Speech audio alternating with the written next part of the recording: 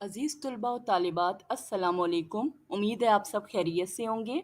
آج ہم اپنی اردو کی درسی کتاب برائے جماعت ہفتم کے سبق نمبر 10 مسدس حالی سے انتخاب کے مشقی سوالات کریں گے۔ عزیز طلباء، مسدس وہ نظم کہلاتی ہے جس کے سارے بند جو ہیں وہ 6 مصروں پر مشتمل ہوں۔ تو اس نظم کے سارے بند جو ہیں وہ 6 مصروں پر مشتمل ہیں، اس لیے یہ مسدس ہے۔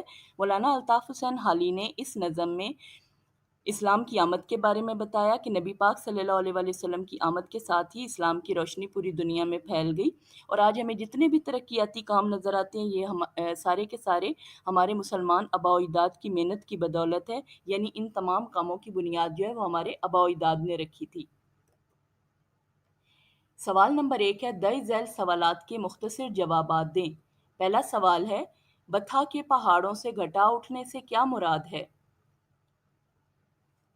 بتھا کہتے ہیں مکہ مکرمہ کو۔ اس سے مراد یہ ہے کہ مکہ کی سرزمین سے دین اسلام کی رحمت اور برکت کی گھٹا اٹھی اور اس نے تمام دنیا کو رحمتوں اور برکتوں سے مالا مال کر دیا۔ اللہ تعالیٰ نے اپنے آخری نبی اعظم محمد صلی اللہ علیہ وآلہ وسلم کو مکہ میں پیدا فرمایا اور دین اسلام کو قرآن مجید کی صورت میں حضور صلی اللہ علیہ وآلہ وسلم پر نازل فرمایا، یعنی آپ صلی اللہ علیہ وآلہ وسلم کی تبلیغ کے ساتھ ہی پوری دنیا میں جو ہے وہ اسلام کی روشنی پھیل گئی۔ ٹیگس اور گنگا کہاں ہیں؟ ٹیگس اسپین کا دریا ہے اور گنگا بھارت کا یعنی ہندوستان کا دریا ہے، جہاں پر ہندو اپنی مذہبی عقیدت کے لحاظ سے نہا کر پاک ہوتے ہیں۔ سوال نمبر 3 ہے، آبی اور خاکی سے کیا مراد ہے؟ آب کہتے ہیں پانی کو اور خاک کہتے ہیں مٹی کو۔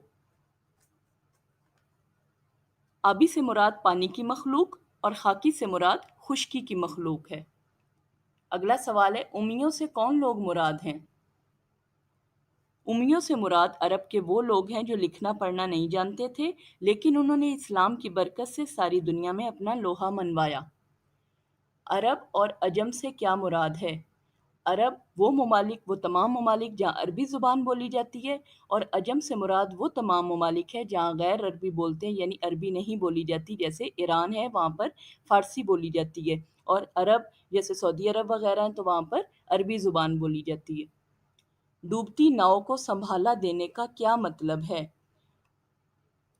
ڈوبتی ناؤ کو سنبھالا دینے کا مطلب یہ ہے کہ عرب کے لوگ برائیوں کی دلدل میں ڈوب چکے تھے، ان کا برا حال تھا، اسلام نے ان کو سہارا دیا، یعنی ان کو برائیوں کے راستے سے نکال کر نیکی کے راستے پر گامزن کیا۔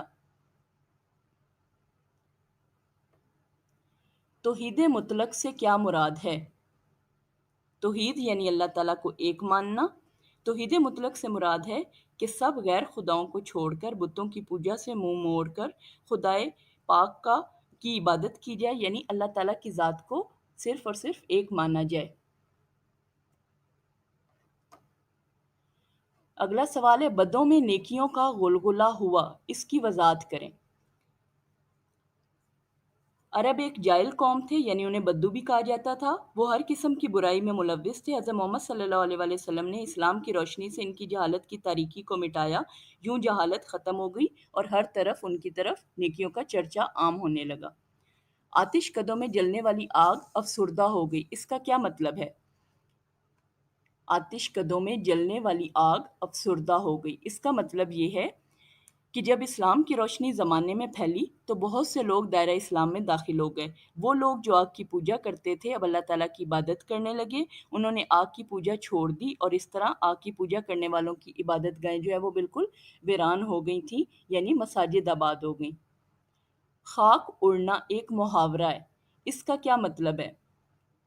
خاک اڑنا کا مطلب ہے دھول اڑنا، تباہ ہو جانا، یعنی کسی جگہ کا بالکل ویران ہو جانا۔ تو یہاں پر اس کی مثال اس لیے ہے کیونکہ وہاں پر جب اسلام کی آمد آئی تو جتنے آتش کدے تھے، جتنے ہندوؤں کے، جتنے کفار کی عبادت گاہیں تھیں، وہ ساری کی ساری جو ہے وہاں پر خاک اڑنے لگی، یعنی وہ بالکل ویران ہو گئے اور مساجد اور اللہ تعالیٰ کے گھر آباد ہو گئے۔